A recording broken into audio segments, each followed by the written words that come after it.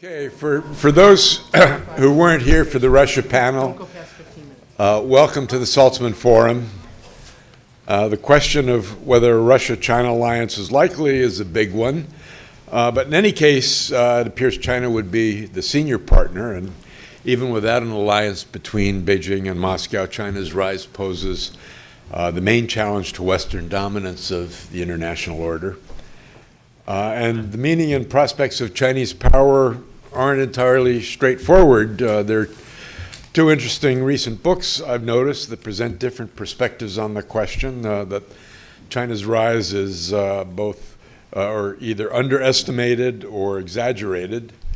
Oysen Tunstjo's Return of Bipolarity in World Politics argues the former, that China already poses as much general counterpower as the Soviet Union did during the old Cold War, while Michael Beckley's Unrivaled argues the latter, that the PRC is not on track to displace U.S. dominance. So what do the experts on China we have here today think? I won't repeat the bios on our impressive panel that you have in the printed programs, and leave Tom Kristensen to get the show on the road. Okay, thanks a lot, Dick. I wanted to say something briefly about my fellow panelists. I'm Tom Kristensen. I'm the director of the China in the World program here at CIPA at Columbia University. I'm also a professor in CIPA of International Relations. I have on my panel today two people that are special to me. To my right is Oriana Schuyler Mastro, who is my student at Princeton University. She got her PhD there after getting a degree at Stanford, undergraduate in East Asian Studies. She is assistant professor of security studies at the Walsh School at Georgetown University, very successful young academic. She is also an Air Force Reserve officer, and she has advised the highest ranking members of the U.S. Air Force as a relatively junior officer because of her great skill. And as I said yesterday when she gave a talk in my program, I was walking in the Pentagon recently on one of my consulting trips, and I was almost knocked off my feet because there was a giant photograph of Oriana Mastro on the wall. The Pentagon puts their ideal officers and NCOs and enlisted on the wall as examples, and there was Oriana. And I was stunned and then very proud to see her up there. She just published a book, and I brought it with me. I really recommend it. It's called The Costs of Conversation, Obstacles to Peace Talks in Wartime. She presented that book in my program yesterday. It's Cornell University Press, fresh off the printer. And she'll be speaking after I do. To her right, so I have my student, Oriana. I have my mentor, Andy Nathan, who is my PhD advisor here at Cornell University. Columbia. I'm sorry. Did I say Cornell? Wow, I just said Cornell University. I didn't study at Cornell University, so here at Columbia University. Andy is China specialist extraordinaire. He's published on pretty much all aspects of Chinese politics, perhaps most famous for his work on domestic politics and the history of China, his book, China Democracy. But he has published quite a bit and spoken and written quite a bit about China's international relations. And I first took his China's foreign policy class, which I'm very honored now to be teaching here at Columbia University. I will speak first. We'll each speak for about 15 minutes, and I'm going to break out my timer for myself so that I try to live up to my own norms. That should leave us about 40 to 45 minutes for, at least 45 minutes for Q&A as well. We got a bit of a late start. They say in the military that the real strategists are in logistics, and logistics are always the restraining factor in all of these events. So we will, I wanted to thank Dick for inviting me today. It's a great honor. And thank Ingrid Gersman, the real power behind the throne in the War and Peace Institute, for setting all this up. It's a great pleasure to be here. All right, so I'm going to talk about the rise of China and the security challenges I see for the United States and its friends and allies in Asia. I think there are two major challenges that are often missed in the discussions in the media and sometimes in government circles.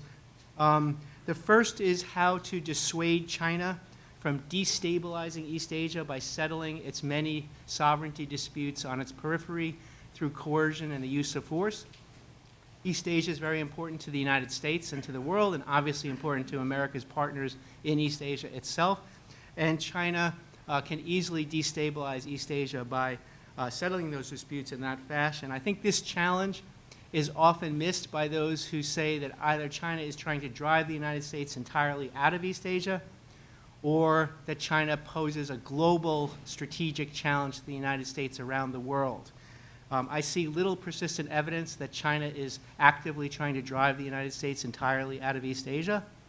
And I see limited capabilities on China's part to become a global peer competitor of the United States anytime soon. So even if China had the intention, I don't think China has the capability to become a global peer competitor. But that's where the good news ends from an American perspective and from an allied and partners perspective, because China doesn't need to be a peer competitor of the United States around the world to pose huge challenges for the United States in East Asia, which matters to the United States. And China is developing a series of capabilities in the military sphere that pose direct challenges to American allies and partners, and pose increasing challenges to forward deployed U.S. forces that are there to support stability and our allies and partners in East Asia. The second big challenge that a rising China poses, I won't spend much time on today, but we can talk about in the Q&A, and that is the need for China to contribute actively to solving common global security challenges like nuclear nonproliferation. The Chinese economy is by far the biggest economic partner of potential proliferators around the world, in particular North Korea, which everyone knows about, but people don't always realize that China is by far the biggest economic partner of Iran as well. And if the United States and like-minded states want to pressure those states in the future, and I believe they will want to pressure them in the future, they'll need Chinese buy-in in order to pressure them in any way that is not involving military kinetic action. If you're going to use economic pressure on Iran or North Korea, you're going to need Chinese buy-in. So let me talk about the security piece, the direct security piece and the regional one. China has many points of friction with its neighbors. The map is up here. I don't have a pointer, but if you look to China's east, starting north of Taiwan, there is the Senkaku Diaoyu dispute with Japan, a U.S. ally. There is Taiwan, which is a sovereignty dispute of a different nature. Thank you.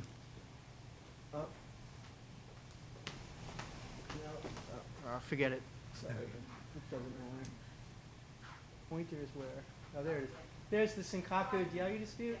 Here's Taiwan. That's a sovereignty dispute of a different nature, which is about the sovereign status of Taiwan in comparison to the mainland.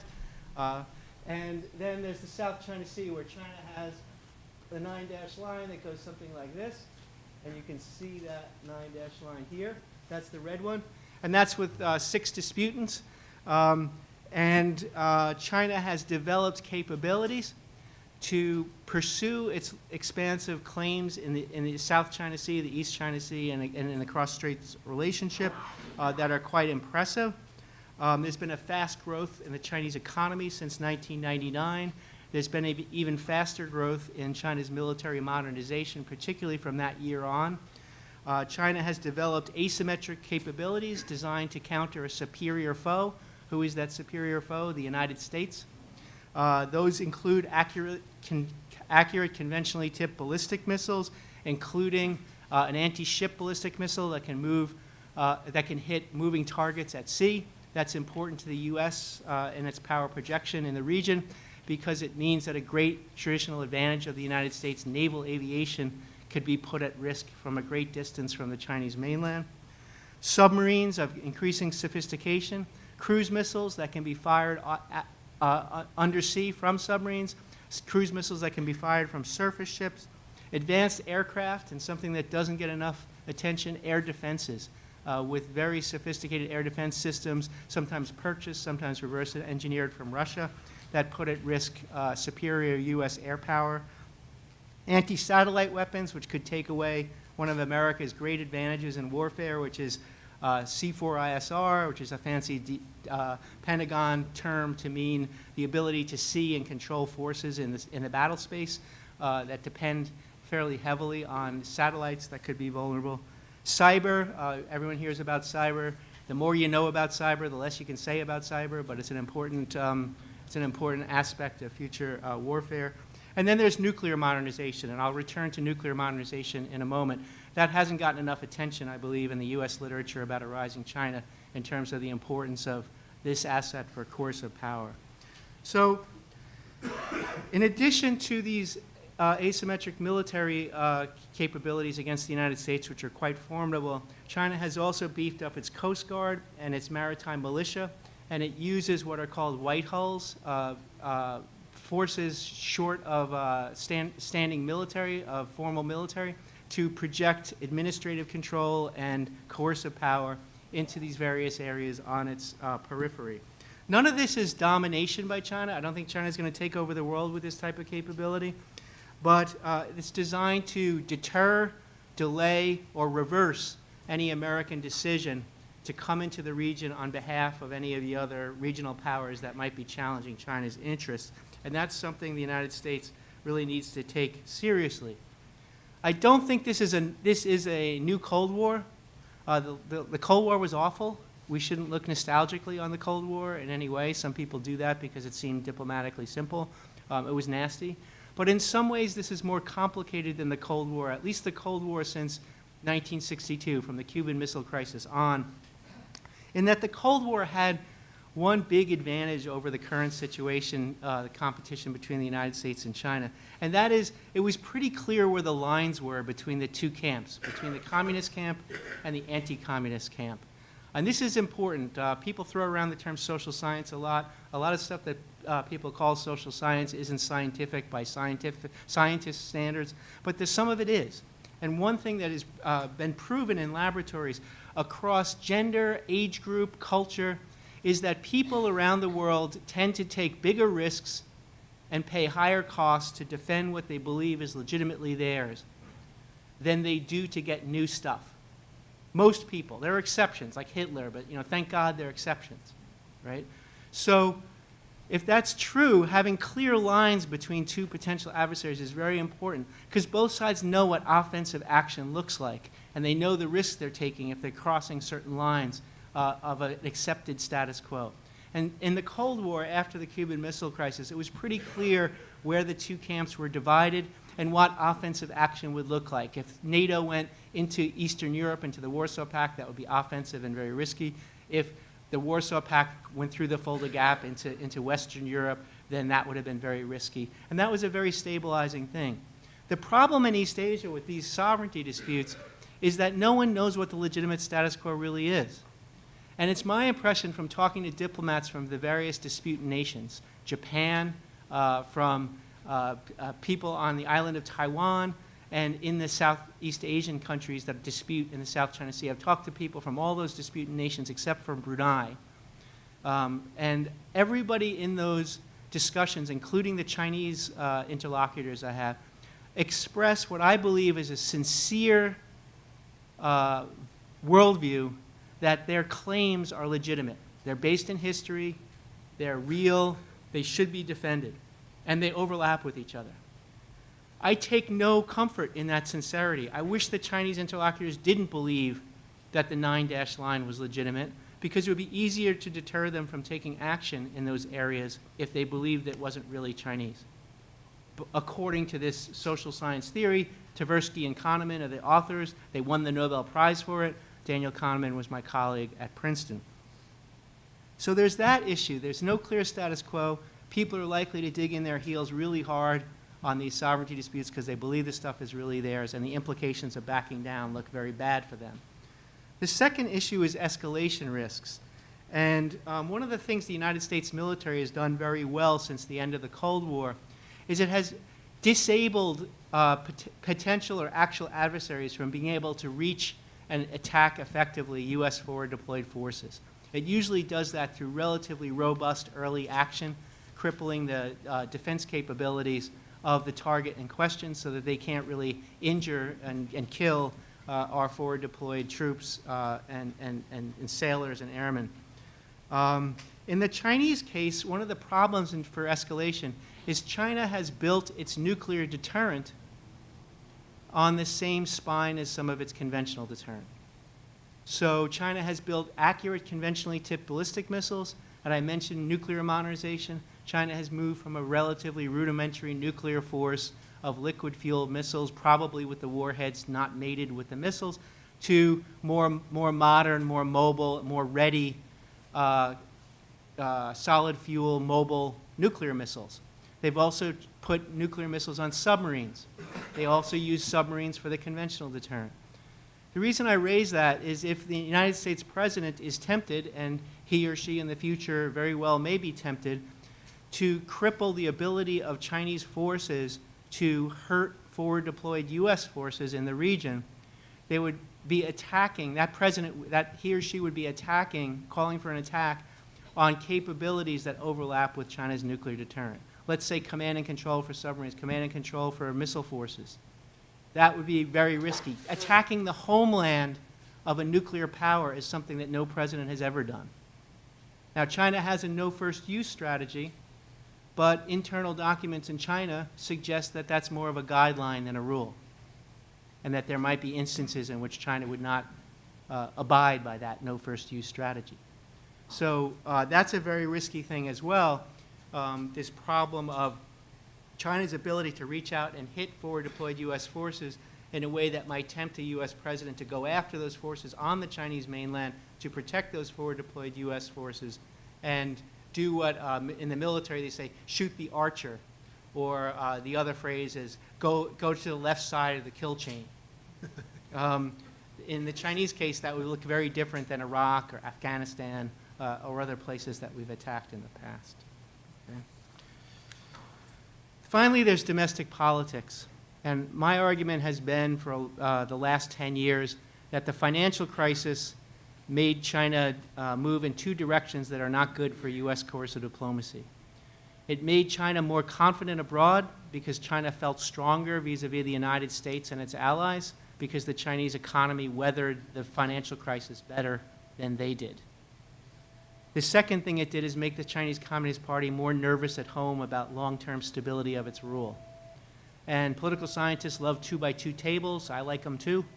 So in the 2x2 table of external confidence and internal confidence, or external worry and internal worry, we're in the worst cell. China is confident abroad and worried at home. That means that China is more likely to follow through on Xi Jinping's legitimizing phraseology for his own leadership and for Chinese Communist Party leadership of the great rejuvenation of the Chinese nation and the China dream. Why is that important? How can you have rejuvenation of the Chinese nation after a century of humiliation if you can't even fulfill your own map? You can't even fulfill your own map. So that's a challenge.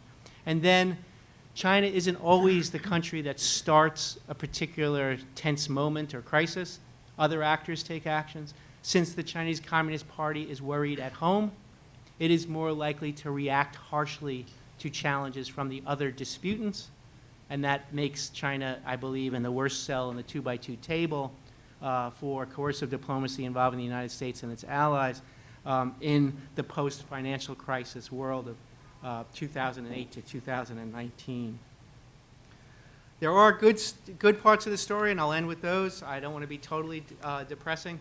I believe that economic interdependence in East Asia and the transnational production chain that involves not just China but the United States and its allies is a major force for peace. It's an unprovable proposition because it's a giant counterfactual. I think that if that starts to go away, that will be a bad thing. So that's the good news, and the somewhat bad news, somewhat qualifying bad news to that good news, is that a combination of U.S. actions and in particular Chinese economic policy actions over the last several years have been eroding that transnational production chain in a way that might remove or at least reduce the importance of that variable into the future. I spoke for 15 minutes exactly, and I'm going to stop to set a good model for my fellow panelists. Please welcome Oriana Mastro to Columbia University, not to Cornell, to Columbia University.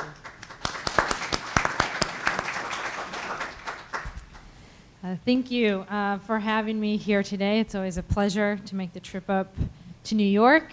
Since some of my other roles have been mentioned, I just first need to say that the views I'm about to express today do not represent those of the U.S. government, the United States Air Force, or the U.S. Department of Defense. Now that we've got that out of the way, now I can say as many controversial things as I want to. So I want to talk a bit today about the strategy behind China's rise. But before I do, I want to lay out a few things that color my strategic framework. And these are a few of my positions on some key debates that are currently existing in the China community. And Tom kind of alluded to a few of these. So I just like to be very direct about where I stand on them. The first is that I don't believe China is inherently a threat to the United States. There are those that believe because of the autocratic communist nature of China that because of differing ideologies, we are destined to be adversaries. But I do think that China has defined its interests and goals in such a way that they conflict with those of the United States. Specifically, China has decided it cannot feel secure in the Indo-Pacific with the U.S. military having the current presence that it has. And on the other hand, the United States feels it cannot protect its own interests or national security without its ability to operate freely in the Indo-Pacific. And so I think on the military side, we have a very serious conflict of interest between the two sides. So I would argue, and maybe it's just a difference of semantics, that while China does not expect to drive the United States out of Asia, they very much want to drive the U.S. military out of Asia. And that, I think, initially was an aspirational goal. With the advent of Donald Trump and some of his policies, I've seen some of the individuals that I read or have spoken to in Beijing start to think maybe it's not just an aspiration, maybe it's actually a possibility. The second thing is that I believe that China prefers to use political and economic tools to achieve its security goals. So China in many cases says that it wants to avoid war, it wants to rise peacefully. But I do think as the military becomes more proficient, China is not going to shy away from using this tool as well, if the issue at hand is very important and if those other tools suffice. So in other words, I believe Chinese leaders when they say they prefer to achieve China's goals peacefully, but this just means that they hope countries like the United States will just fully accommodate their position without a fight. And so on one hand, when Xi Jinping makes statements saying he doesn't want to fight the United States, that is true. But as Tom also alluded to, the number one goal of the Chinese military, their modernization efforts and their training is to prepare to fight a war against the United States. And I think they would fight those conflicts if key interests were at risk. In lieu of those key interests, I want to talk about China's territorial aims. Based on history, some people are concerned, China has made certain territorial claims that if you accommodate those claims, then China will just demand more things. Is China expansionist in that it will expand to occupy more and more territory the more you give them? My personal view is I think that Chinese territorial aims are limited. China wants to control the South China Sea, the East China Sea, wants to have reunification with Taiwan and nothing more. Thus, if the United States conceded to China this sphere of influence in Northeast, Southeast, Central, and South Asia, our points of contention would be greatly lessened. However, it's easy to avoid a war if you give the other side everything they want. That's not the difficulty. The difficulty here is that those demands that China is making in terms of territory are too much. And the United States cannot concede to them without seriously jeopardizing its own security and that of its allies and partners in the region. And I'll conclude with some discussion about the South China Sea and why that's particularly important operationally.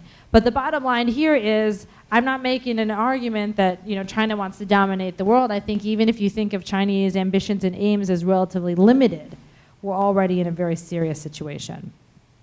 So with those kind of, caveats or my assumptions laid out very clearly, I want to talk a bit about China's rise. Now, Professor Betts opened up this discussion by mentioning some publications that talk about the balance of power between China and the United States. I became interested in a different question because the sort of bean counting between the two sides doesn't really seem to be particularly useful from my perspective. It's like if Great Britain, at the turn of the century, evaluated their position in the international system and said, well, we have more colonies than the United States does, so we're gonna be able to keep our position. Every great power establishes a different type of international system, builds power in different ways, and exercises power in different ways. And so to look at what China is doing and try to understand it through a US lens, I don't think is particularly useful. I don't think China wants to have a global military presence, for example. But I say that not as suggesting that their aims are limited, but because global military presence and foreign military intervention have been key tools of US foreign policy, but China believes those tools to be relatively ineffective and doesn't want to waste money fighting wars all over the world, and is perfectly happy, I think, to let the United States do so in countries outside of the area that I do think they want to be dominant, which is the Indo-Pacific. So taking a look at how countries build power, right now, at least in Washington, we kind of have, I wouldn't say a defeatist attitude, but there is a lot of worry about the rise of China. And it's hard to say who is more powerful in what areas, but there's one thing I think we can be certain of, which is the following. China has managed to build a vast amount of political, economic, and military power on the world stage in the past decade. And this is actually surprising because they were at a great disadvantage. China has managed to do this even though they've been in a weaker position vis-a-vis the United States the whole time, and weaker in many different areas. In terms of soft power, China's system and values are generally less attractive than those of the United States. China doesn't have allies around the world like the United States. In many cases, doesn't have long-standing relationships that the United States has.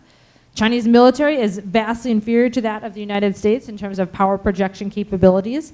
Though, as Tom pointed out, in the region, they can pose very significant threats to the United States. China's economy has been smaller than that of the United States this whole time. Right? Decades. The United States has had a bigger economy. And China entered a world order in which the United States wielded a disproportionate degree of influence because the United States created these international institutions so that they were favorable to US norms, processes, and structures. And with all these disadvantages, China's relative power has grown to the point that we now argue that we are in a great power competition with China. So what's interesting to me is how has China managed to do this, and what can we learn from these processes to help us understand the best way to counter it? And admittedly, China has not been successful in all of its endeavors, but I think we have to concede that China's share of world power has increased, and so in many ways, China has succeeded often enough. So my bottom line argument, the way I've been thinking about this lately, is to look at some of the literature on competition. And it's very interesting because international politics, all we do is talk about competition, but we don't do a good job of kind of defining what it means to be competitive. And so I've taken some time to look into a lot of literature that's more prevalent in the business world about how smaller companies manage to gain market share at the expense of bigger companies. And I have found that there's a number of arguments there that I think shed a lot of light in terms of what is going on in the US-China relationship. Specifically, I would argue that China is not outcompeting the United States. The United States is not competing. Specifically, China is doing a number of things. The first is they're looking to build power in areas where the competitive forces are the weakest. So even if you look at the types of countries when China first started interacting with the developing world and trying to build economic power places, Chinese interlocutors would often complain that they would kind of get the scraps of the countries in Africa or the scraps of the countries in the Middle East or Latin America, the places where the United States did not want to do business or did not want to operate. That's where China first entered into. So in a lot of cases, like when you talk about Belt and Road Initiative, when China started engaging in infrastructure building in Central Asia, this did not displace the United States because the United States was not there. So the first thing I would say is they try to pick areas of competition where the United States does not have advantages, where competition is actually relatively weak. And the second thing is once you want to compete in a certain area, you want to leverage your own advantages. You know, where can China actually outcompete in some ways the United States? And so because of, for example, Chinese industrial policy, and state-owned enterprises. China can be competitive in the economic space for infrastructure building. But as a colleague of mine once said, the United States can't build bridges from Los Angeles to Tajikistan. Geographically, we're not in the connect through infrastructure type of business. And so what this suggests to me is that a US response should not be, let's do what China is doing, right? They're doing infrastructure building, so now we're trying to figure out how we do infrastructure building.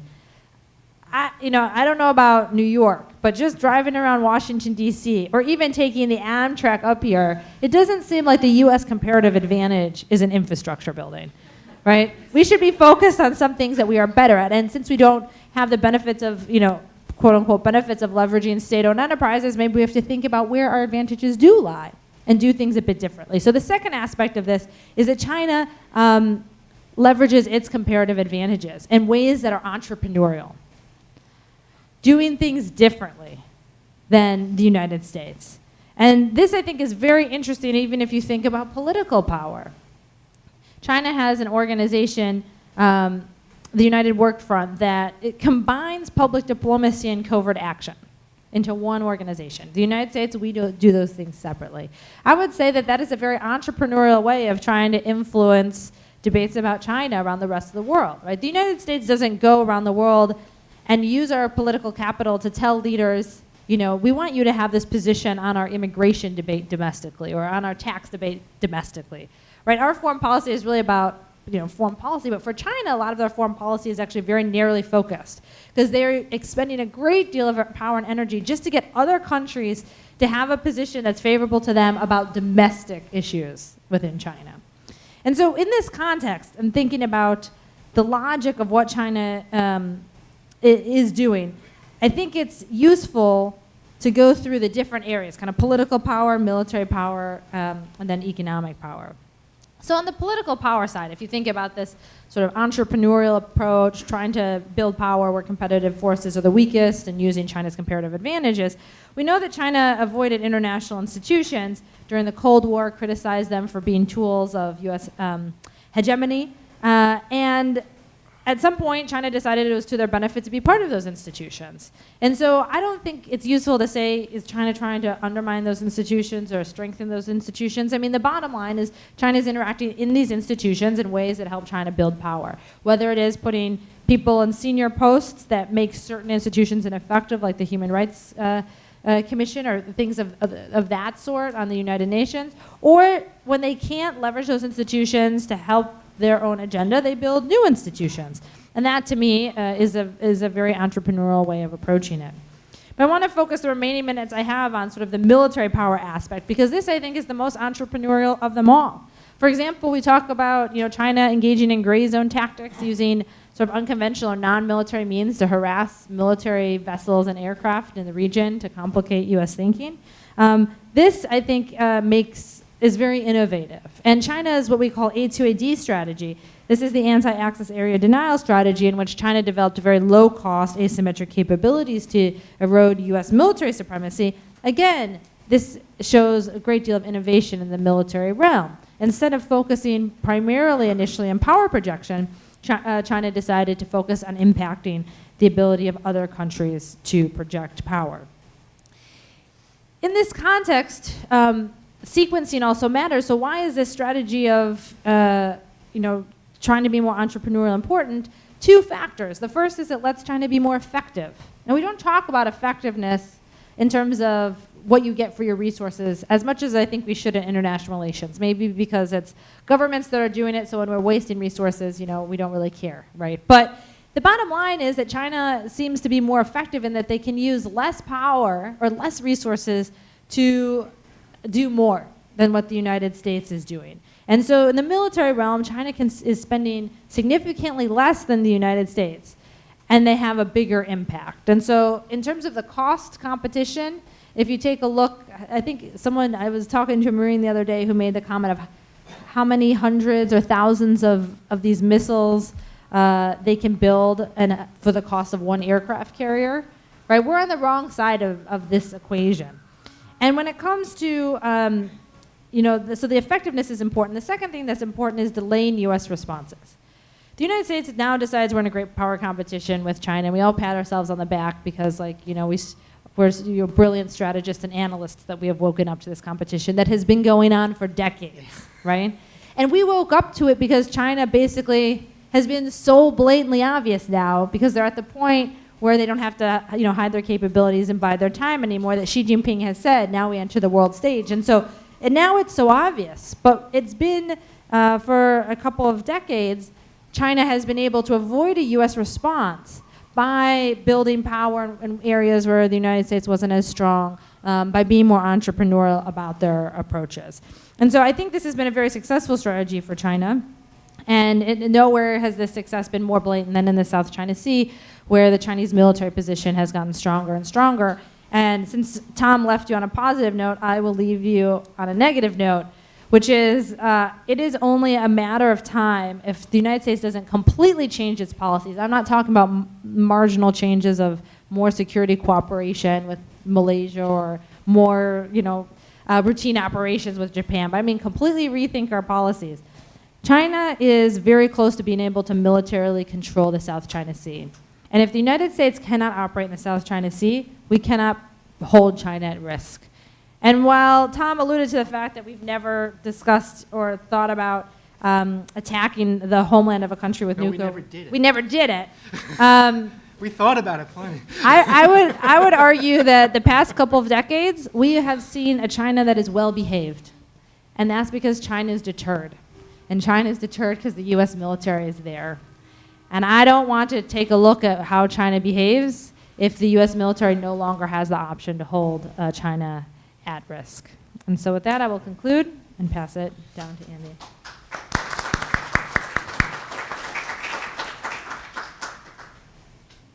So I largely agree with what the other two panelists have said. So as the saying goes, everything has already been said, but not everybody has said it.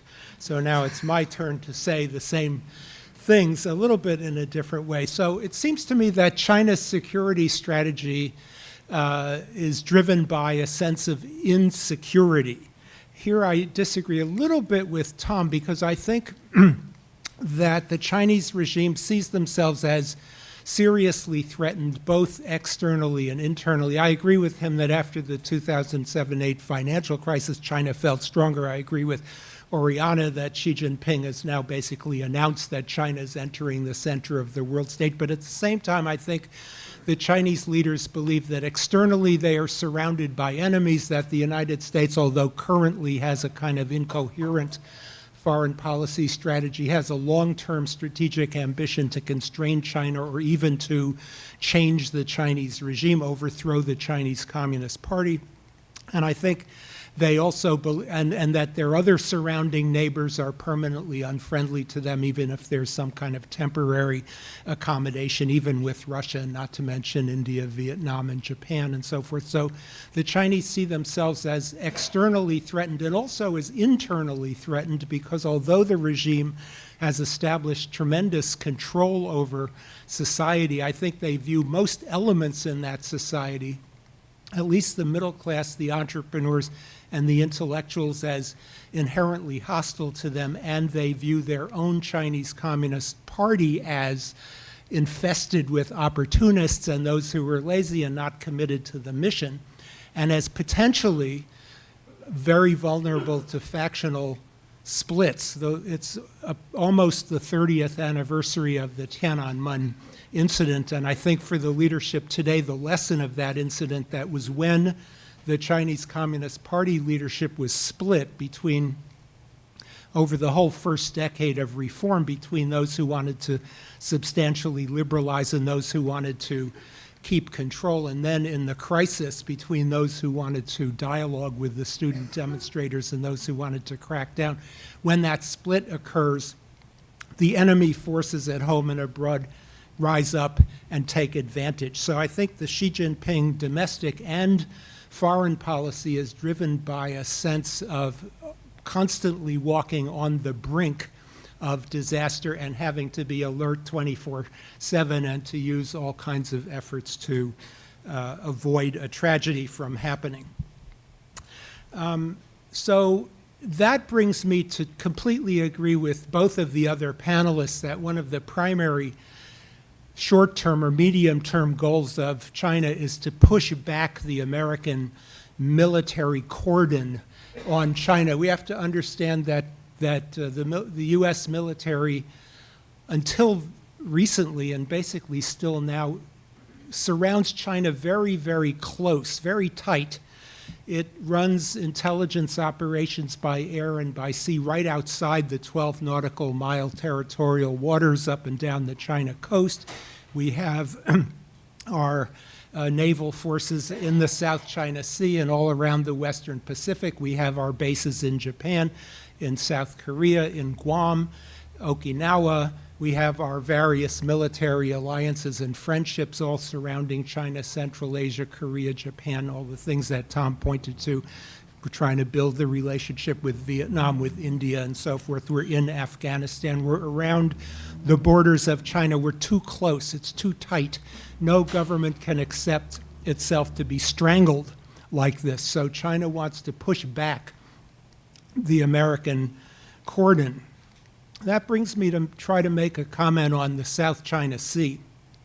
The Taiwan, which is connected to Taiwan, the American cordon, a key link, a very, very important link for the United States is Taiwan, and for China that's a very important link as well because, I mean, as Tom said, the Chinese believe that they really own Taiwan and they have a strong historical record and international law kind of reason for that belief.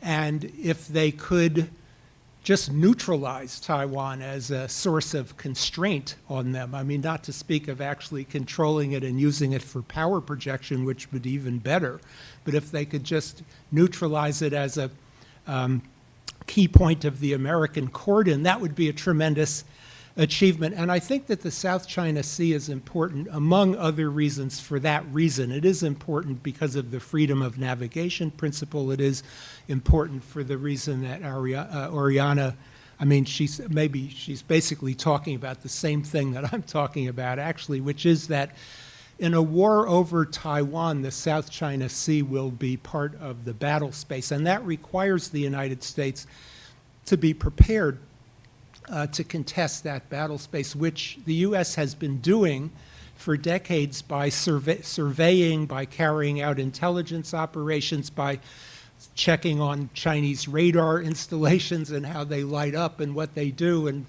on Chinese bases all along the China coast and in Hainan, and by tracking Chinese naval forces and submarines and so forth. I think when we think about what would happen in a war, we're overlooking the fact that the strategy for both China and the United States is the old Sun Tzu Bingfa strategy of winning the war without fighting the war. So it's all about the position that you have set up. And the United States position in respect of the South China Sea is weakening because it's becoming, I think, and I don't have access to any intelligence, so I'm just using an unintelligent estimate, that because of the Chinese sand islands and the enhanced Chinese activity around the South China Sea, the American posture in the South China Sea, the intelligence gathering and the surveilling and just the general position of the U.S. is becoming much more difficult. There's more friction. It's harder to be there and to do these things, and there's more threats to American activity, and some presidents want to do more and some presidents want to do less, but the trajectory is it's harder and we're doing less. Now, I want to take what, I forget whether it was Tom Oriana or both of them said, and sort of build on that and be very, very sort of vivid about it. The U.S. posture that we've inherited from some decades of our posture for the defense of Taiwan relies on two key things. One is aircraft carriers interposing themselves if there's a war over Taiwan. The other one is shooting the Archer, that is to say bombing missile bases and naval bases and air bases on the Chinese mainland. To put it in this way, if ever the military comes into the Oval Office and says to the president, sir or madam, as Tom correctly said, we hope so, We've got indications that the Chinese are blockading or attacking Taiwan, and the president says, okay, what are my options? And the military says, well, sir, your first option is you can send in the aircraft carriers to deter the Chinese. The president says, do the Chinese have a way of sinking our aircraft carriers? The answer is yes, they have a way.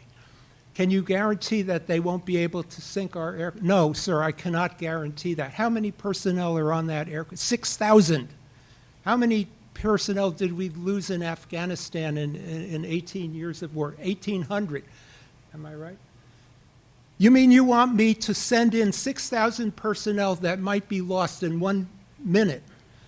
I don't want to do that. What's my other option? Other option is shoot the Archer. Okay, tell me about it. It means bombing the Chinese mainland of a nuclear power. I don't want to do that. What's my other option? Well, those are the options we prepared. I want a different option. Well, you should have told me that 40 years ago. It takes 40 years to change that deployment, and I don't know what the new deployment would be that would be plausible.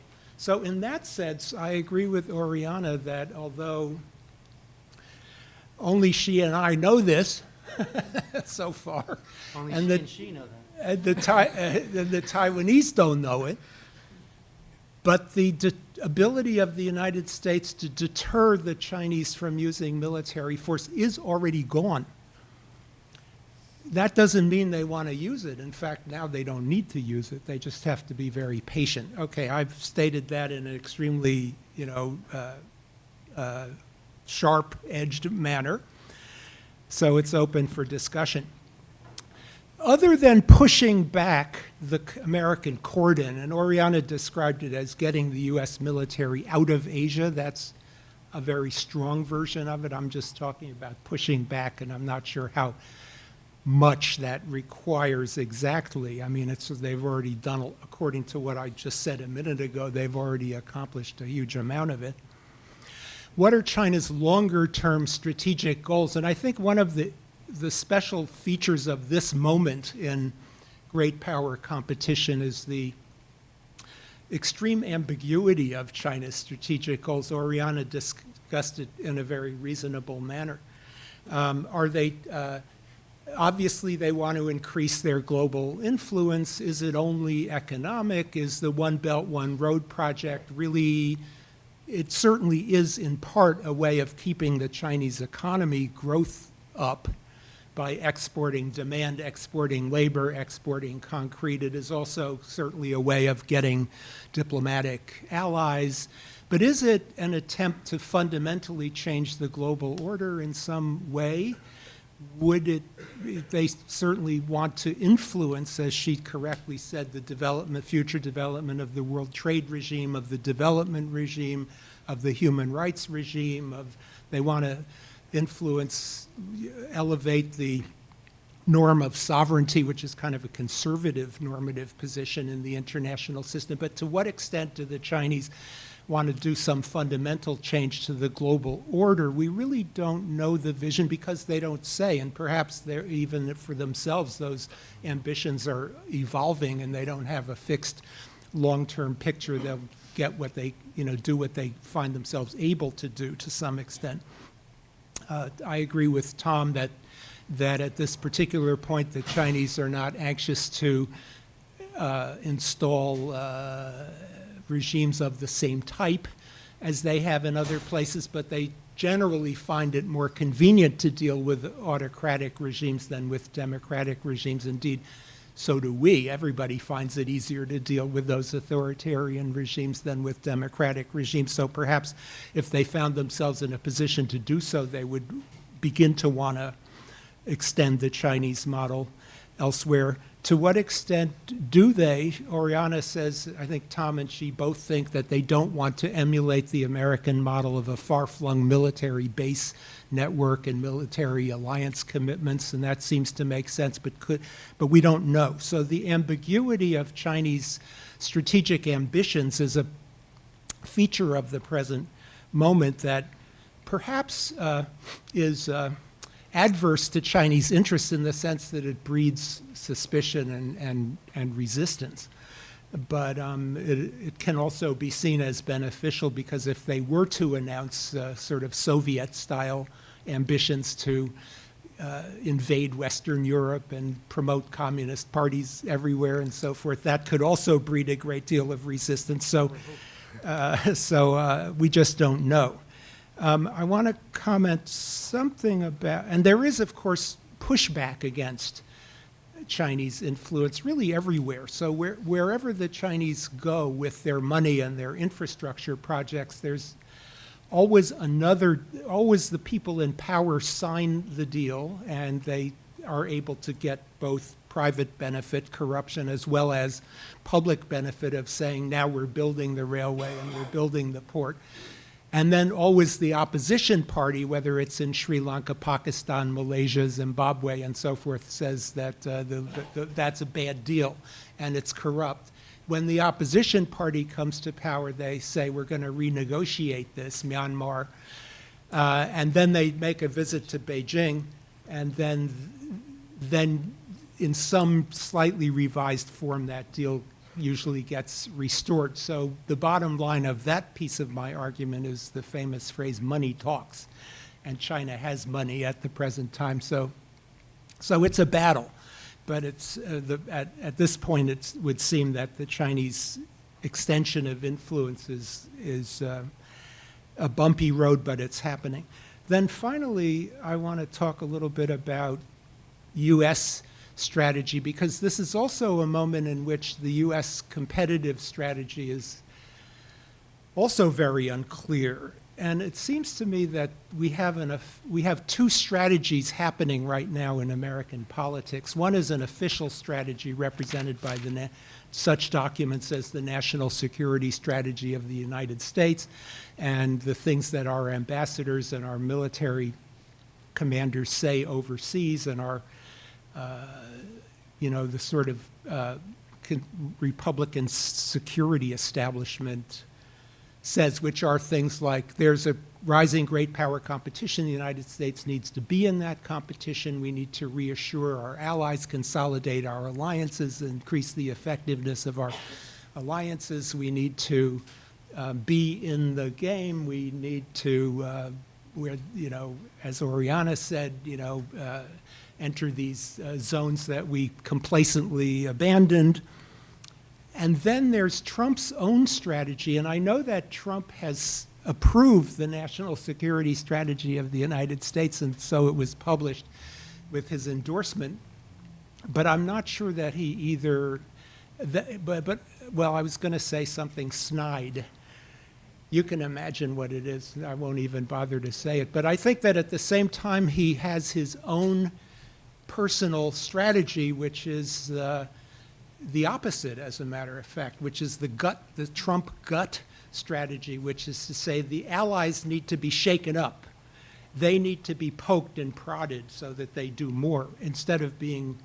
So, for example, with respect to the NATO countries not investing 2% of GDP in defense, this was a complaint of all, of many, many presidents, but they would pursue that complaint in a diplomatic manner, and Trump's idea is that doesn't work, and I'm going to threaten these people and kick them in the pants, and only that works. And then with respect to the great power competition, his idea is that he is so charismatic and charming that he can go man-to-man with these guys and strike a deal. So it actually flips the official strategy, and both parts of our government are pursuing the official strategy, and the White House is pursuing the gut strategy, which leads to a lot of confusion. And I think that in the process of that confusion, the shifting power balance that both of the previous speakers alluded to between China and the United States is shifting faster than, and I think Oriana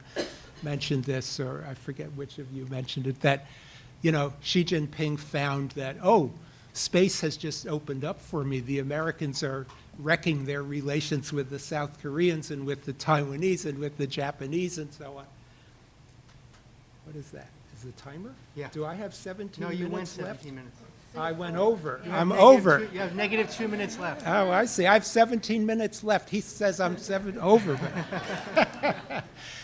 So Trump is accelerating this shift in the power balance, but my puzzle is that after Trump, and I do believe there will be an after Trump sooner or later, what are the... Constitutionally, that's true. Yeah, well,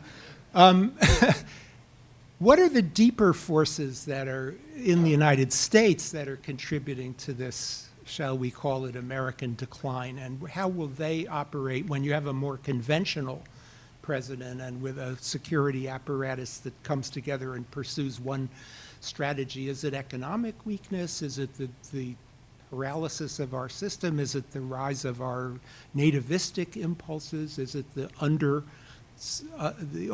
military overextension and so on? So I wonder whether a after Trump president is going to be able to find the resources to sort of slow the shift in the power balance. Okay, I'm done. Thanks very much.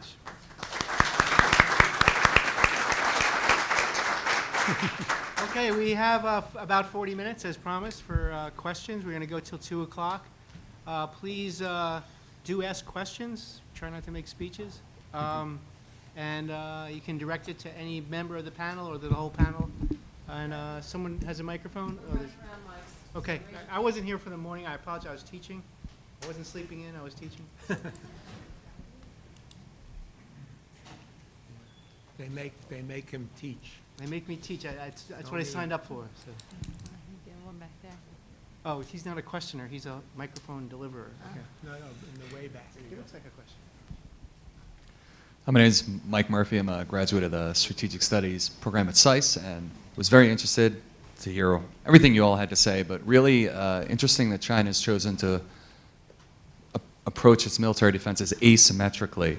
And I'm curious, do you think with time, if China continues to win that balance of power, they would change their approach and they might try to go more toe-to-toe? And specifically, what would be the indicators of that kind of shift in military strategy? What would be the red flags that you say, wow, they're really changing to go toe-to-toe here? So, thank you. You want to go? One at a time? Yeah, you Sure. go. I'll defer to the Air Force officer.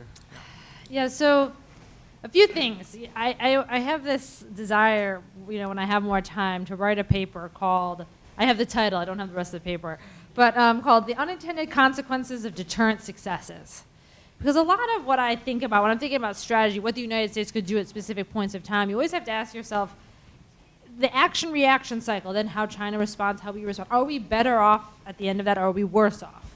And one thing I look to of the Taiwan Straits crisis, in '96, the United States sent that aircraft carrier, 2 aircraft carriers close to the Taiwan Strait, and we successfully deterred China. But the lesson that China learned from that was, we do not like to be successfully deterred, right? And that's when they started thinking about developing capabilities like the DF-21D that can hit moving ships at sea. So I do think A2AD was kind of a stopgap measure, saying, okay, China doesn't have certain capabilities we can't forcibly reunify with Taiwan right now. And that's something else that people don't realize about the sort of China threat. People will write and say, how did we not realize that China is so threatening? And that's because China was not a military threat until relatively recently. In the beginning of my career, I worked on a book looking at the balance of power across the Taiwan Strait. And at that point in time, China's plan was still to take a bunch of fishing vessels and basically paddle their way over to Taiwan, right? Last year was the first year that they have more modern tanks than tanks with 1960s designs.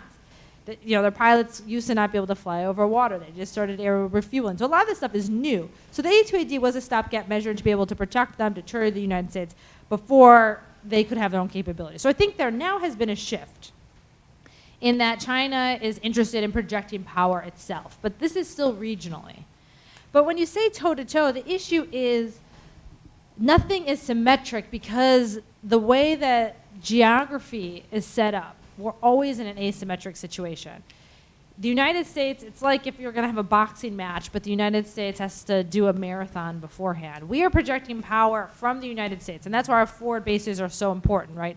In Japan, in Korea, in the Philippines. But this is our main vulnerability. Tom alluded to C4ISR, right? Command, control, computers, communication, intelligence, surveillance, and reconnaissance. Our eyes and ears. A lot of it is in space. China also is developing these capabilities by satellites, But guess what? If you take out their satellites, they still have fiber optic cables within China, right? So they have this home court advantage that they can project power from mainland China, right? While we're trying to project power from bases, so there's a lot. If you wanted to keep China from projecting power, that is a target sponge. We don't even have enough munitions to hit all the bases, in China. If they want to keep the United States from projecting power, it's a handful of bases, and the U.S. is done. So the toe-to-toe thing, I think, they are, preparing and planning to be able to fight and win conventional conflicts against the United States and the South China Sea, East China Sea, and if they decide to go for Taiwan. But it's never going to be symmetric because the United States always has the disadvantage of relying on these bases. And our force posture is heavily situated in Northeast Asia, which is also not useful for us because the South China Sea is the size of the continental United States. It is huge. So, the other thing that you might think about, we always worry China wants to have a global military and everyone panics about it, and Tom and I both said, I don't think that's the case. But you shouldn't be reassured by that. I actually think the competitive strategy where the United States wins is if China decides that it needs to project power all over the world, because then they're using resources and they have vulnerabilities everywhere. They have the same vulnerabilities we do. Right now, they don't have those vulnerabilities because they're fighting at home. Yeah, just one other thing, which is that, if you're one of China's neighbors, it looks like they have toe-to-toe capabilities in a major way, right? So China's security concern is not only the United States. Their disputes are not with the United States, right? So they're with Japan. Can they go toe-to-toe with Japan? Increasingly, the answer to that is yes. It used to not be the case. They had to be asymmetric with Japan. They can certainly go toe-to-toe with the Philippines. They can certainly go toe-to-toe with Vietnam. And even there, they use clever entrepreneurial strategies because they signed an agreement, a declaration of conduct in 2002 with the ASEAN states saying they wouldn't use the military in those sovereignty disputes. So they send these giant Coast Guard ships. That's not the military. And to the Philippine Navy, which is basically decommissioned U.S. Navy ships, it looks pretty scary when a giant Chinese Coast Guard ship shows up. So they're able to keep with their commitments internationally, even as they coerce their neighbors. Cynthia. Thank you for great presentations. My question's primarily for Tom, but Oriana might want to weigh in. Oriana argued that China doesn't want to push the U.S. out of Asia, it wants to push the U.S. military out. Yeah. Unfortunately, well, that's not my question. Unfortunately, the U.S., China is the largest trading partner with all of our allies, so it's principally the U.S. military that's left. And increasingly, the RMB will be a major factor there as well. But the question I have is this, on reputational concerns and the kinds of dynamics that Tom has talked about in terms of offense, defense, and red lines. China might get to the point where it could win a war for a fait accompli against Taiwan, and certainly that would be an objective. But in the more near term, and certainly now, we have to ask ourselves, what happens if China pursues a territorial fait accompli with a country that is not a U.S. ally, like Vietnam, a friend, quote unquote, and partner? Does it matter what the U.S. does? Does the United States need to intervene and support Vietnam or any other country to set up a reputational concern that to not embolden China in other actions? Or should the U.S. continue to pursue this sense, we don't take a claim on any territorial disputes except the one with Japan, and we want them to be resolved peacefully. But if they're not resolved peacefully, what are we going to do, Tom? It was very convenient. I had a lot of adjectives before Secretary of State in my title. It was Deputy Assistant Secretary of State. So when I testified on the Hill and they'd say, will the United States intervene to defend Taiwan? I would always say, it's above my pay grade, ma'am. This would be above my pay grade. When will we intervene and why? It is a concern, and it's more of a concern with the Philippines than with Vietnam because Philippines is a treaty ally. The United States has a position on all the sovereignty disputes I described before that the United States has no position on the sovereignty disputes that I described before. That is the U.S. position, right? That's a global position about maritime disputes, and it applies to the Senkaku Diaoyu dispute as well. The exception there is that the United States recognizes Japanese administrative control and therefore says the U.S.-Japan alliance applies, and that has a specific history because the United States gave Japan administrative control. It can't but recognize administrative. So what should we do? In the Philippines, it's pretty clear. It's not a new statement from Secretary Pompeo that the alliance applies to all government ships of the Philippines. So that's been a standing position, the U.S.-Philippine Mutual Defense Treaty.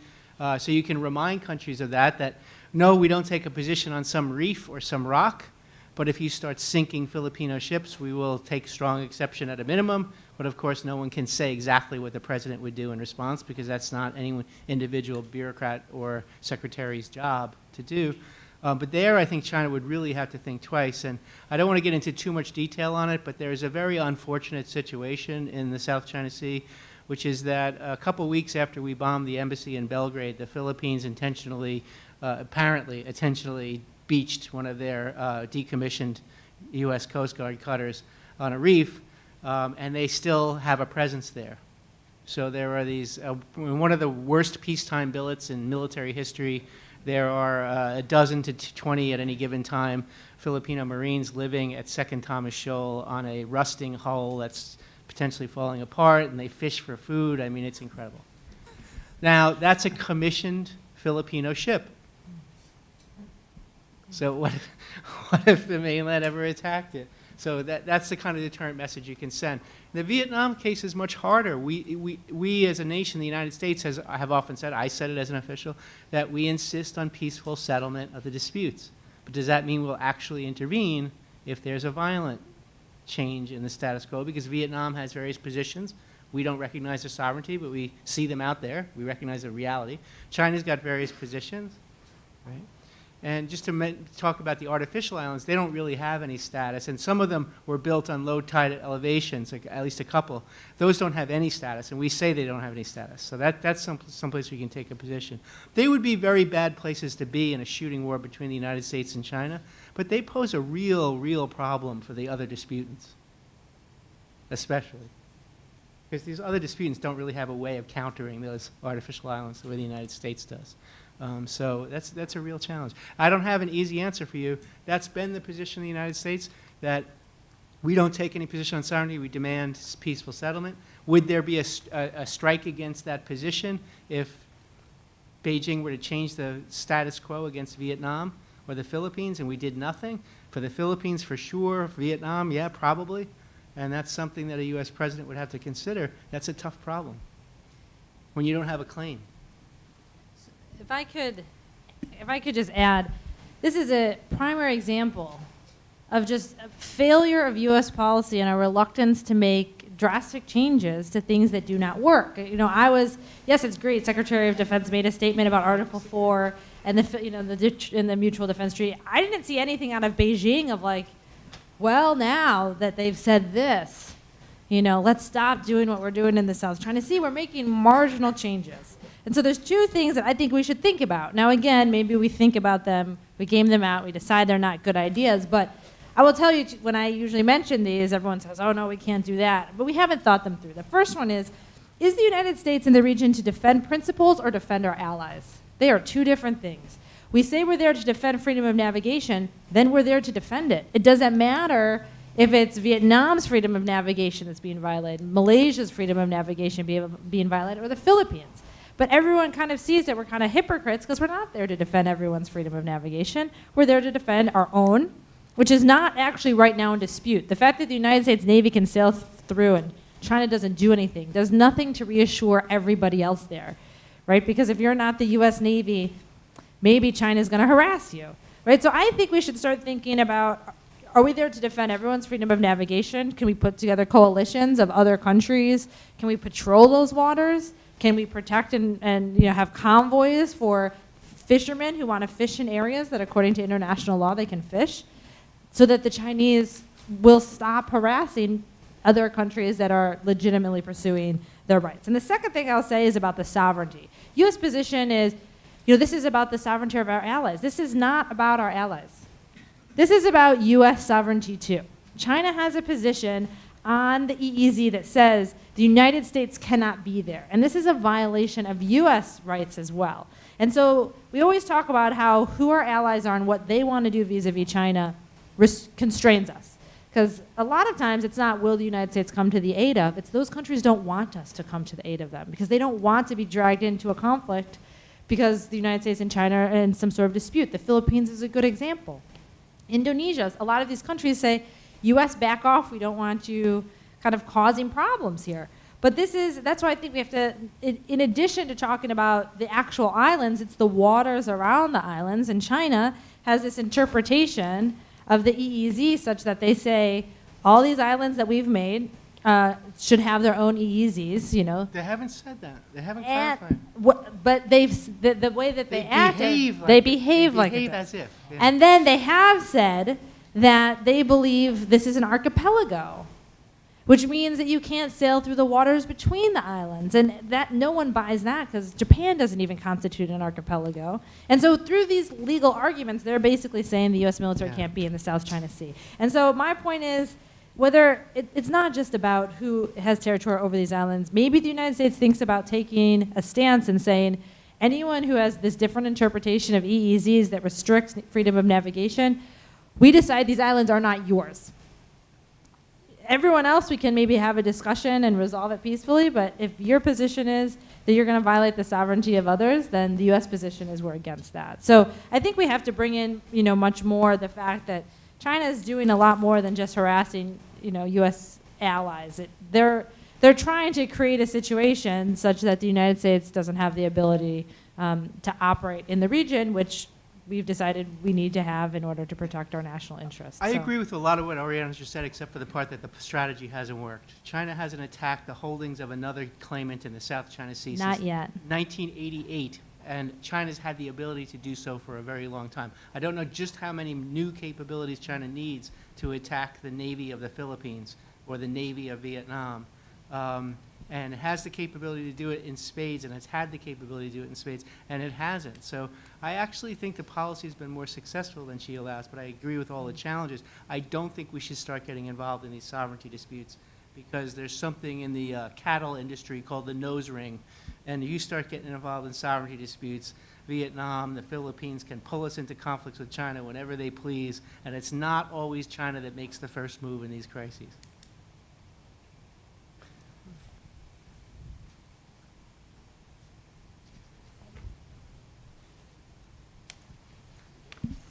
Thanks. So the panel's been blessedly free of the kind of materialist determinism that one sometimes encounters in the Yeah, I was never rise a of China Marxist. debate.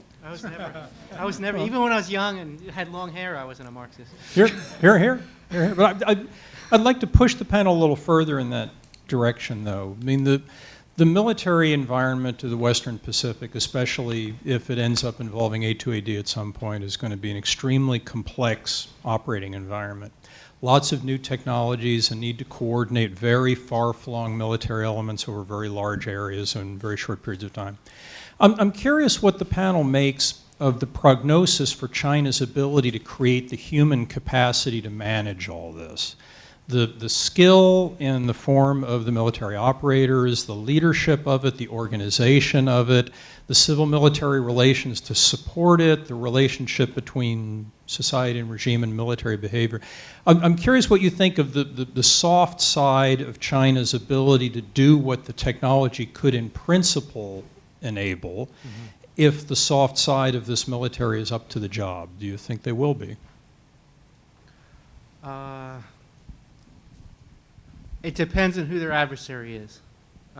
It's one of the sources of optimism about the U.S. military competition with China that the U.S. military just has a lot more expertise, and it has a structure of excellence that goes beyond the officer corps down into the non-commissioned officers and the enlisted. That is a huge source of superiority over Chinese counterparts. That's probably not as true for China's relationship with Vietnam, for China's relationship with the Philippines. It may not even be as true for China's relationship with Japan as it is with the United States. But I think it's a hugely important point that's often missed. China hasn't fought a war and since 1979. It didn't do well in that. They tried to play up recently that 2 of the members of the Central Military Commission actually have combat experience. That's it, in their upper, and that would be in the Vietnam. And somehow they were called heroes. I don't know what they did. It's not clear why they were heroes in that war. China didn't fare well militarily in that particular conflict. So there's not the experience, and there's particularly not the experience offshore, far from home. And some of these conflicts, as Ariana said, the South China Sea, the Blue Dragon region off of Vietnam is very, very far from the Chinese coast. That creates all sorts of logistics problems. They're trying to address them. Xi Jinping, to his credit from a Chinese nationalist perspective, has tried to attack corruption in the military, where people got promoted because they bribed their superior officers, not because they had any kind of warfighting talent. And that should produce, all things being equal, a much more professional and serious Chinese military over time. I remember in the 1990s, I interviewed an American, not an American, and I can't say which country. It was a foreign attaché in Beijing, who, at the time when Chinese military was involved in brothels and hotels and various business enterprises, said to me, "I love professional Chinese soldiers as long as soldiering is not their profession." So they were distracted by other activities, and he was comforted by that. But that ended, and now the corruption is being attacked. So you should expect in 10 years the Chinese military to be much more professional and much more based on warfighting than it has been in the past. And that's, from a Chinese nationalist perspective, maybe that's good. From a foreign perspective, that's challenging. But you're asking the right questions, and you know the answer on the U.S. side better than I about the incredible talent of U.S. military officers. I'll just add one last point, which is there's another element, which is the degree of trust of superior officers in more junior people in the U.S. military, the flexibility they're given to make decisions in crisis. In a Leninist system, that's not a high comfort zone for superior officials. And that will make, all things being equal, the Chinese military less flexible, less able to handle shocks and surprises in combat than a U.S. military would be, where an NCO with a lot of combat experience is given a tremendous amount of leeway about how to behave in combat. Does that make sense? If I could just add a few points. I mean, to piggyback off of Tom, in the Chinese system, you have senior officers doing the jobs that our enlisted do in the United States. And when I once had a role of preparing our Chief of Staff of the Air Force to go over to China for an exchange, one of the things that was suggested that we ended up doing was for Chief Cody at the time, the senior most enlisted person in the Air Force, to go with him. Because we knew for the Chinese to see the interaction between the most senior Air Force officer and an enlisted person, to see the amount of respect between the two of them would be kind of shocking to the Chinese. And so I sleep better at night because I know that the Chinese are so far behind in this area. The number one complaint of Chinese forces is lack of development opportunities. Most people in the Chinese military who end up staying end up doing the same job at the same base their whole career. That's pretty painful. And most of them don't stay long, right? They're only there for a couple of years, and it's hard to invest the amount of money you need in somebody if they're not staying long. And then we know China has fallen short of recruitment goals for college-educated individuals year after year.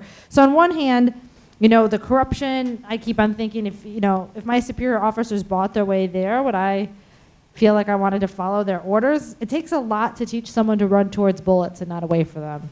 And in the United States, we do a very good job of that. And so I think the answer to, is China going to do that?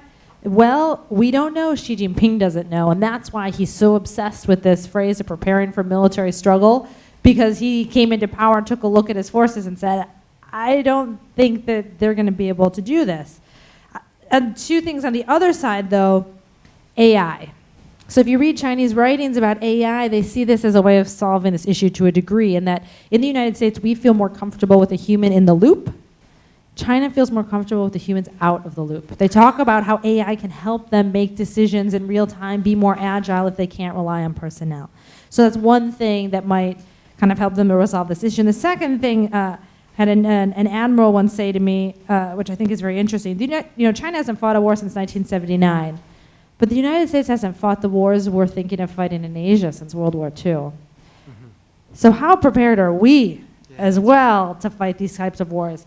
my own experience, I've spent a lot of time being trained to identify which parts of an IED, a radio-controlled IED came from what country. That's the type of thing we're training our own officers to do. So as much as we talk about the pivot, then the rebalancing, then the Indo-Pacific strategy, I'll believe it once I stop having to waste my own time focused on counterterrorism and counterinsurgency, and we can refocus on what these types of battles would look like. So depending on the day of the week, I'm more or less confident that the United States has an advantage in the soft modernization area. But I just want to add a couple thoughts. One is that there's an asymmetry in risk aversion. The U.S. cannot afford to have one aircraft carrier sink. There are the other asymmetries in logistics and geography that have been mentioned. And there is the strategy of not fighting, winning without fighting.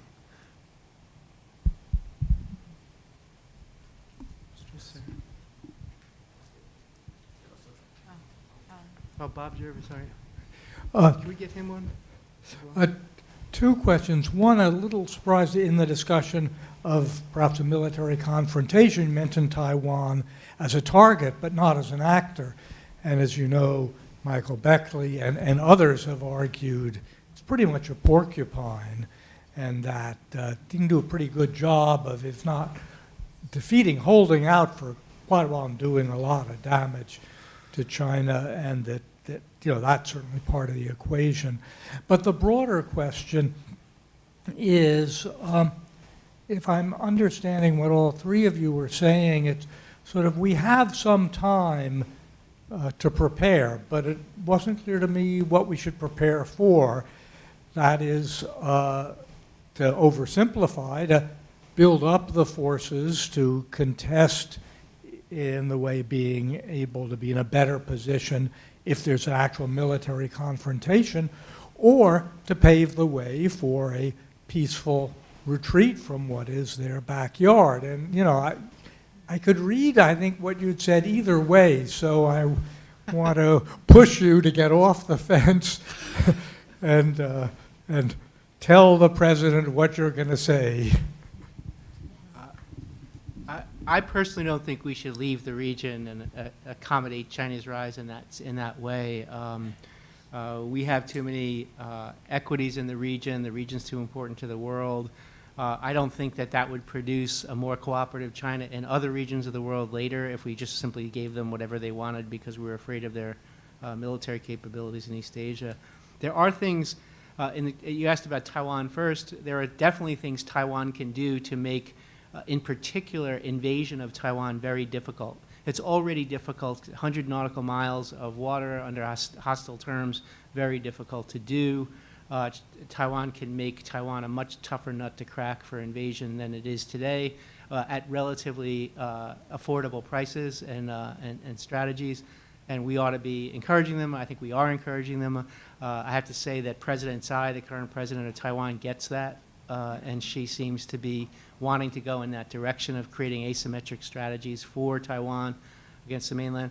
What's much tougher, and I think I might disagree with Michael Beckley on it, what's much tougher is blockade. Very difficult to protect Taiwan from blockade for the United States and also for Taiwan, and it's a very highly integrated economy with the world economy. It's a much tougher problem. And sometimes in the United States we've made mistakes in the past because invasion looks like the worst case scenario, so let's focus on that. If we can beat that, we can beat anything. Actually, blockade is the worst case scenario because it's much, much harder to deal with a blockade of Taiwan for the US military and for the Taiwan military than an invasion. In terms of the general region, we need to diversify our posture. Oriana very correctly pointed out that we have all of our assets in a few places. That's just dumb given the China's asymmetric strategy to date. We need to diversify those postures, make them more mobile. On the Navy front, I would want to put more assets undersea, or at least low profile. That means not carriers. We have an obsession with carriers. The carriers are the ships of the past. China building carriers is not necessarily bad for us. Maybe we should encourage them to build 20 of them because they're going to be giant honking targets in the future. But it's what great powers do, so they're going to follow us, but they're going to follow us 50 years too late. So I think we need to have that. And I'm encouraged, and I know this is going to go over like a lead balloon. I see Dick Garwin here, someone I respect greatly. I'm glad we pulled out of the INF Treaty because I think we need to have mobile land-based systems that can reach a great distance with conventional tips, not for nuclear purposes. I have no desire to build new nuclear systems that are INF non-compliant, but I think we should have conventional ones. Even Guam, I think we should be able to fire back at China from Guam with a conventionally tipped missile. You can't do that under INF. So I like the fact that the Trump administration has been saying, well, we can renegotiate INF as long as China gets on board. Because of course, if they got on board, they'd have to strip out all of these asymmetric systems that target our carriers and things like that. That would be great, but I don't expect them to do it, so we ought to have the flexibility to do it. There are things we can do. Most of them require the cooperation of allies. And right now in the Philippines, we don't have it because of Duterte, but he's not there forever. And the Obama administration, to its credit, built this agreement with the Philippines that stands that will allow greater access to the Philippines in the future for the United States. It's called EDCA in 2014. Duterte hasn't scrapped that. That's going to be there after he's gone, and I think we can build on that. The Philippines has a lot of different places to put forces that can put Chinese forward-deployed forces at risk, and I think that's the kind of strategy we should have. We need to be more flexible, much more flexible than we have been, as Oriana says, but I think it's a solvable problem, and I hope we solve it. If I can just add a few things else that we need. I mean, we do need more access points in the South China Sea. I don't like, so in terms of war planning, if you can't 100% rely that something's going to be there, then it's not a part of your plan, right? So I don't like relying on the Philippines right now in terms of having access. And so, I don't know, think about the United States having more fixed point access like the Chinese do on islands in the South China Sea. And maybe that means we don't take a position on sovereignty, but we sign an agreement with everyone but China that disputes those islands. This gives us a 99-year lease or something. But I would like more access points to the South China Sea. I'd like cheaper options. You want U.S. forces on foreign-held spots in the South China Sea? Well, they wouldn't be foreign held. They'd be like in a legal framework in which no one's there right now. Oh, we would build one. We would build one. Oh, I see. Yeah. In it- international waters. Wow. That's intense. If these are just, like I said, we can then have a debate about whether these ideas are useful. She But I think, surprises me sometimes. but we need to discuss them. We need cheaper options to counter China because, again, we're on the wrong side of the cost curve. And lastly, numbers matter. For Valentine's Day last year, I took my husband to an F-22 squadron because I was on military duty, and it was pretty cool. It's like, this is great. Ah, the romance. Yeah. I mean, he loved it. And one of the things, in discussion with U.S. pilots, they would say, hands down, an F-22 versus, J-20 or whatever, we can take out 10 of them before they can take out one of us. But guess what? We use that logic in Vietnam, too. It doesn't matter that we can take out 10 of them and they only take one of us if they have more than 10 times what we have. And right now, China has so much stuff.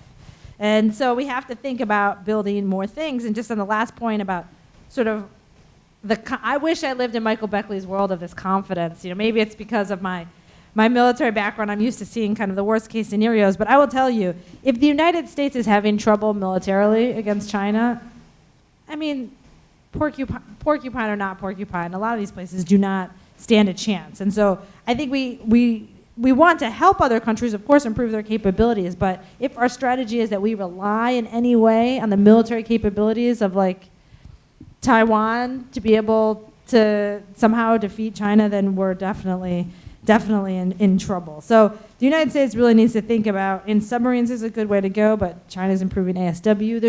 This keeps on going over and over. So if I were a scientist, I want innovation in fuel so I can fly from Australia and have combat sorties in the South China Sea. It's too far now. More unmanned systems. Too, then. It's a long trip. It's a long trip, like with crews, right? I always failed certain things in Intel school because I always forgot about crew rest, So maybe that's why. Unmanned systems. But yeah, we have to think about this situation completely differently and selling a handful of things to some countries in the region and then thinking somehow they can impose costs on China, but guess what? I don't think China responds to cost imposition. They only respond to deterrence by denial. So I just don't think it's very effective. Sir? looking out a little into the future, if Japan or Taiwan lost confidence on our ability to back them, is there a possibility that they may decide to go nuclear?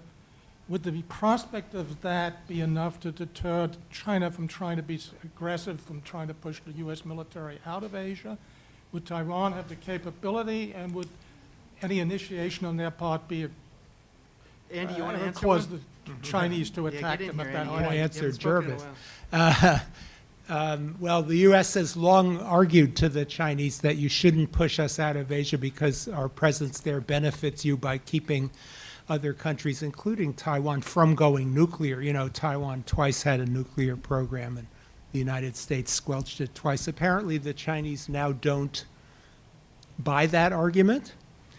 And it would, for Japan, of course, the discussion of Japan going nuclear is a discussion that's always happening in Japan, but it will be according to people who study Japanese security policy, it'll be very, very difficult for Japan to make that decision. So it's by no means, yes, they could. Your question, could they?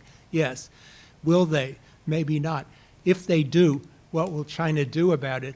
China will deter them. There'll be a, position of deterrence. I don't think it will make China back off, and I don't think you can play the game backwards and tell the Chinese today that they should stop pressuring the United States because of that. On Bob, I just want to say that the Taiwan strategy is to hold out for 2 weeks. It's not a strategy of defeating a Chinese for 2 weeks so that the U.S. can get involved. If you take the U.S. out of the scenario, then Taiwan is militarily vulnerable. There are a lot of different potential Chinese strategies for using force against Taiwan, but in the end of the day, it comes down to control of the airspace. And then, as Oriana just indicated, China has so many assets, the Taiwanese cannot control that airspace alone. Yeah, this is one of the reasons I emphasized air defenses in my presentation of China's asymmetric capabilities. They usually get left out because you think of strike weapon, strike weapon, strike weapon. But China, the mainland can cast a very large air defense umbrella in the Taiwan area that will pose a huge challenge to the Taiwan Air Force and also intervening U.S. air power. That's a big problem. Air defenses are quite incredible, the contemporary air defenses, and China's learned how to reverse engineer some of the best. So in terms of the nuclear question, I think China does worry about the prospect of Japanese nuclear, because once they had the nuclear weapons, it would change a lot in East Asia. There are some American voices saying that we should encourage Japan to build nuclear weapons. I think the issue where it does play into Chinese calculations is not the U.S. conventional military presence in East Asia. I think the issue where that does come into play is North Korea. Because, I mean, if you say that North Korea is going to become a normal nuclear power over time, accepted normal nuclear power over time, it's only a matter of time until South Korea probably will become a normal nuclear power. I think the constraints there are less than in Japan, and the constraints in Japan are real. But how long will Japan be the only power in East Asia? If Russia, South Korea, North Korea, China, who am I leaving out? India, all have nuclear weapons. For how long will those domestic factors restrain Japan from becoming a nuclear power, especially if the U.S. deterrent is considered less credible? I would predict that eventually those factors would stop working. And you can convey that to China in real time about the North Korea problem more effectively than you can say, let us, dominate East Asia conventionally so that Japan doesn't go nuclear. If I can just add sort of 2 points why I think China doesn't really care about this issue as much as we think they should. The first is I think the Chinese are confident that, let's just say Japan had nuclear weapons, that just like they do in the South China Sea, that they could have a conflict or use military force under the threshold in which nuclear weapons would come into play. Is it really credible that over the Senkakus there'd be a nuclear war? I think the Chinese would say no. And the second thing is, Taiwan and Japan have no strategic depth. I mean, if you don't want to play this game, I think, in which, who wins in a nuclear war, a handful of islands, or China, which is huge. I think China believes that deterrence would hold because, yes, you could very much hurt China, but China could eliminate those places from the map. And so the balance of nuclear power, I think, would still be in China's favor. And just a final sort of plug on air defenses. This is why the South China Sea, the time is so critical right now, because China has built those islands, but they haven't moved air defense systems onto all of them yet. And once China does do that, then the situation Tom is alluding to that makes it very difficult for the United States to fly around Northeast Asia, that is then going to exist all around the South China Sea as well. And then it's going to be very difficult for the United States to maintain an air presence. I still think it's a very tough billet to have, to be a Chinese air defense operator on an artificial island far from China in the South China Sea if the balloon goes up and they start to fight the United States. That's not going to be a very safe place to be on the planet. But in peacetime, all U.S. military assets are going to have to take that position very seriously.